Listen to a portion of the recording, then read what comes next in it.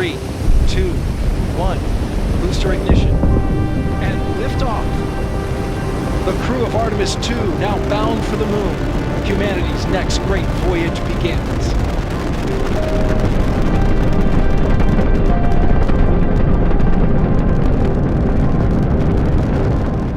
America और China के दरमियान एक स्पेस रेस का आगाज हो चुका है और उस स्पेस रेस में अमेरिका ने पहला कदम अभी से उठा लिया है आर्टेमिस 2 मिशन की सूरत में।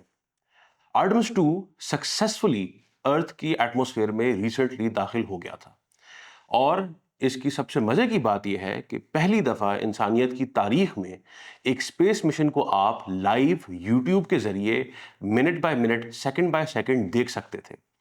उस मिशन की, आर्टेमिस की जो ओरायन कैप्सूल थी, उससे आप पहले चांद को और फिर वापसी में अर्थ को ऑब्जर्व कर सकते थे विद द एस्ट्रोनॉट्स, जो कि पूरी दुनिया के लिए और पूरी दुनिया के जो सिटीजन्स हैं उनके लिए एक पहला एक्सपीरियंस है। आर्टेमिस मिशन के तहत अमेरिका के 4 सिलेक्टेड एस्ट्रोनॉट्स मून को सर्कम नेविगेट करते हुए और मून की जो डार्क साइड है उसको ऑब्जर्व करते हुए अर्थ में वापस दाखिल हुए हैं।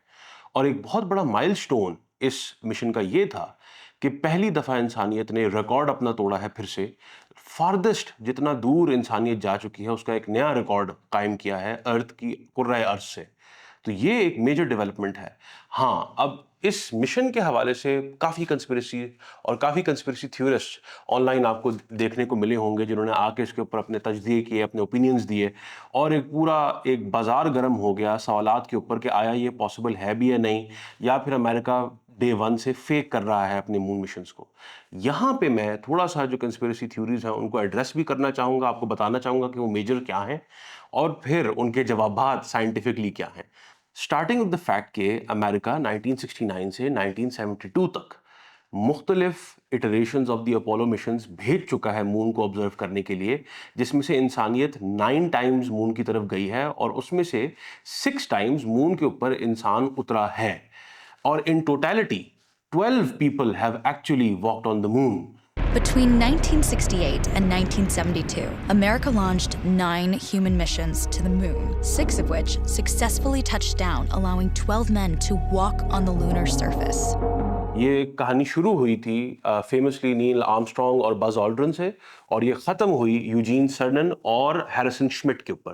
तो ये एक पूरा सिलसिला है। इट वाजंट जस्ट वंस कि दुनिया को दिखाया गया कि इंसानियत चांद पे गई है। मल्टीपल एस्ट्रोनॉट्स जो हैं they have been able to walk on the moon. उन्होंने मून के ऊपर मुख्तलिफ साइंटिफिक एक्सपेरिमेंट्स किए हैं, मून के ऊपर मुख्तलिफ ऑब्जर्वेशन के लिए आलात वो उन्होंने छोड़े हैं, इंस्टॉल किए हैं और वो करने के बाद वो वापस सक्सेसफुली अर्थ के अंदर वापस आए हैं।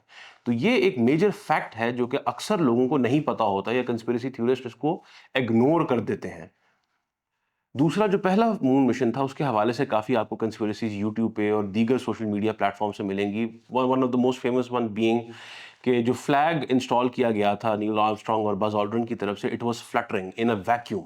हालांकि वैक्यूम के अंदर एयर नहीं है तो फ्लटर कैसे हो रहा है? उसका बेसिक सा जवाब है वो जो मोमेंटम है जो कि उसको प्लांट करने में उसके अंदर ट्रांसफर हुई, उस मोमेंटम की वजह से वो फ्लैग बेसिकली फ्लटर करता हुआ आपको दिखता है वीडियो के अंदर।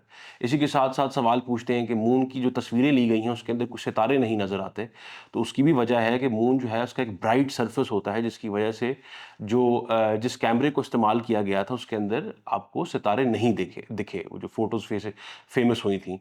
इसी के साथ साथ जो जब मून मिशन जो पहला था वो ख़त्म हुआ तो उसकी जो वापस उन्होंने टेक ऑफ किया अर्थ की तरफ वापस, तो उस टेक ऑफ की जो वीडियो है उसके बारे में कहा जाता है कि बहुत ही आर्टिफिशियल सा लगता है। इट डजंट सीम ट्रू या इट डजंट सीम नेचुरल कि किस तरह जो शटल है वो वापस मून से बाहर स्पेस की तरफ जा रही है। उसकी भी अगेन वैक्यूम की वजह से, क्योंकि वो एक ऐसा एटमॉस्फेयर है जो नॉर्मली उसके ऊपर जो ग्रेविटी के आप रूल्स जिसके साथ you are normalized inside of earth वो उनके ऊपर एप्लीकेबल नहीं है। तो ये basically these are the reasons why उन वीडियोस के ऊपर कंस्पिरेसीज बेसिकली बनाई गई और ये बहुत वीक कंस्पिरेसीज हैं। اس کے ساتھ ساتھ جو سب سے میجر ریزن ہے یا جو سب سے میجر دلیل ہے کہ انسانیت مون پہ گئی ہے، وہ جو ایسٹروناٹس نے ریٹرو ریفلیکٹرز انسٹال کیے مون کے سرفیس کے اوپر، جن کو استعمال کیا جاتا ہے مون اور ارتھ کے درمیان ڈسٹنس میجر کرنے کے لیے، وہ آج بھی وہاں پہ انسٹالڈ ہیں. اور ان کو اگر آپ ارتھ سے آج بھی لیزر ماریں تو آپ وہ دیکھ سکتے ہیں کہ وہ ڈسٹنس کتنا ہے، اور وہ واپس آتے ہوئے بیم آپ دیکھ. 50 years later, only one of those experiments is still operating. The laser ranging retroreflector, which was developed at JILA by Dr. James Fowler. تو وہ ایک میجر دلیل ہے ابھی بھی کہ مون کے اوپر انسانیت گئی، اور نہ صرف گئی، وہاں پہ انسٹال کیا. اور اس سب کے ساتھ ساتھ یہ تو چلیں بیسک سائنٹیفک ریزنز ہو گئے. میجر ایک اور ریزن یہ بھی ہے کہ امریکہ کے پولیٹیکل رائیولز جو فورن پالیسی کے اندر امریکہ کے مخالف ہیں، رشیا ہو گیا، چائنا ہو گیا، ایون جو ان کے الائز ہیں، انڈیا ہو گیا، یورپ ہو گیا، ان سب نے جو ان کے اپنے ڈومیسٹک لونر پروگرامز ہیں یا ان کے جو اپنے اسپیس پروگرامز ہیں، اس کے ذریعے جو انہوں نے ڈیٹا کلیکٹ کیا ہے یا جو فوٹوگرافس کلیکٹ کی ہیں، اس کے اندر ثابت ہوتا ہے کہ American missions astronauts did travel to the moon. ان کے جو آلات ہیں یا ان کے جو روورز انہوں نے استعمال کیے، اس کے نشانات ہیں، ان کے باقاعدہ چلنے کے نشانات وہاں پہ آپ کو دیکھنے کو ملتے ہیں. تو یہ بیسکلی مختلف ثبوت ہیں جو کہ کنسپریسی تھیوریز کو ڈیبنک کرنے میں یہ بہت ضروری ہیں کہ ہم ان کو ریسرچ کریں اور ان کے اوپر ذرا سا غور و فکر کریں. اور کنسپریسیز جو ہوتی ہیں وہ اسی طرح پھیلتی ہیں in the middle ground, in the grey area. اس کو بیسکلی ڈیبنک کرنا پبلکلی بہت ضروری ہوتا ہے، جس کی وجہ سے آج ہم لوگوں نے سوچا کہ اس کے اوپر ویڈیو بنائی جائے. اور نہ صرف ویڈیو کنسپریسیز کے حوالے سے بنائی جائے، how does the Artemis program relate to Pakistan, یا ہم being South Asians, being Pakistanis, اس سے سیکھ کیا سکتے ہیں.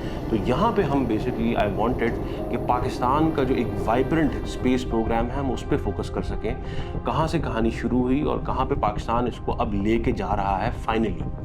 اچھا، پاکستان نے اپنے اسپیس پروگرام کا 1962 میں رہبر 1 میزائل کے لانچ کے ساتھ اس کی شروعات کی، اور اس شروعات کی وجہ سے پاکستان ایک بہت ایلیٹ کلب آف کنٹریز کے اندر داخل ہو گیا. It became amongst the top 10 countries جنہوں نے space program, they were amongst the earliest to start the space program. اور مسلم دنیا میں اور ساؤتھ ایشیا کے اندر تو پاکستان لیڈ کر رہا تھا. It was the first country to start its space program like this. اچھا، اس کے ساتھ ساتھ جب پاکستان نے اپنے اسپیس پروگرام کی بنیاد ایک دفعہ رکھ لی، تو پھر 90s کے اندر اور پھر 2000 اور 2010s میں ہم لوگوں کو مختلف ایراز پاکستان کے سیٹلائٹ پروگرامز کے ملے، جن کو میں آج بیسکلی ڈسکس کرنا چاہوں گا. سو پاکستان کا جو سیٹلائٹ پروگرام ہے اس کے 4 میجر ایراز ہیں جس کے اندر ہم لوگ ٹیکنالوجیکل ایڈوانسمنٹ کو ڈیوائڈ کر سکتے ہیں. ارلی 90s کے اندر پاکستان جو ہے بیسک ٹیلی کمیونیکیشن سیٹلائٹس بھیج رہا تھا. جو 2000s کا ایرا ہے اس کے اندر ہم لوگوں نے remote sensing geo stationary satellites کا استعمال کرنا شروع کیا. 2010s کے اندر ہم لوگوں نے براڈ کاسٹنگ اور انٹرنیٹ پہ، براڈ بینڈ پہ فوکس کرنا شروع کیا. اس کے لیے ہم لوگوں نے سیٹلائٹس کا استعمال کیا. اور اب جو ریسنٹ گورنمنٹ کے نیچے ہم لوگ ماڈرنائزیشن کر رہے ہیں، اس کے اندر ہم لوگوں نے multi role and multifaceted satellites کا استعمال کرنا شروع کیا ہے، for military uses, for economic uses, for surveillance etcetera etcetera. So Pakistan نے 1990 اور 2001 میں بدر 1 اور بدر بی لانچ کی. 2011 کے اندر پاک سیٹ 1R، PRSS-1 جو کہ ایک ارتھ آبزرویشن سیٹلائٹ تھی جو کہ انڈیجنسلی بلٹ، ہم لوگوں نے پاک ٹیس 1A کے ساتھ ہمارا جو 2010s ایرا ہے اس کے اندر لانچ کی تھی. اور یس، پاکستان نے اپنا لونر مشن بھی 2 سال پہلے آئی کیوب قمر کی صورت میں لانچ کیا تھا with the help of China, اور جس کی فوٹوگرافس جو مون کی پاکستان نے لی تھیں وہ بھی کافی فیمس ہم لوگوں کو میڈیا کے اندر، سوشل میڈیا میں سرکولیٹ ہوتی ہوئی دکھی تھیں، وچ اگین پاکستان کو اس نے لانچ کر دیا ایلیٹ گروپ آف کنٹریز جن کا ایک لونر مشن بھی ہے. جو نیو ایرا کی میں بات کر رہا ہوں اس کے اندر ہم لوگوں کو پاکستان کی E01 اور E02 سیٹلائٹ دیکھنے کو ملتی ہیں جن کو 2025 اور 2026 کے اندر لانچ کیا گیا تھا. اس کے ساتھ ساتھ پاکستان نے پوسیٹ 1 اسپیس ایکس فیلکن 9 کے ذریعے لانچ کی تھی. اور اس کے ساتھ ساتھ پاکستان نے ریسنٹلی HS-1 ریولیوشن لائی ہے باقاعدہ، جس کے اندر ہم نے ہائپر اسپیکٹرل امیجنگ کی سیٹلائٹ HS-1 کو لانچ کیا ہے، جو کہ پاکستان کو نارمل کیمراز کے برعکس ہم لوگوں کو ایک larger picture of mapping earth observation کی، ایگریکلچرل کے حوالے سے، اپنی اکنامک جو ٹرانزٹ ٹریڈ ہے اس کے حوالے سے، اور دیگر جو اس کی اپلیکیشنز ہیں اس کے اندر ہم لوگوں کو مدد کرے گی وہ سیٹلائٹ.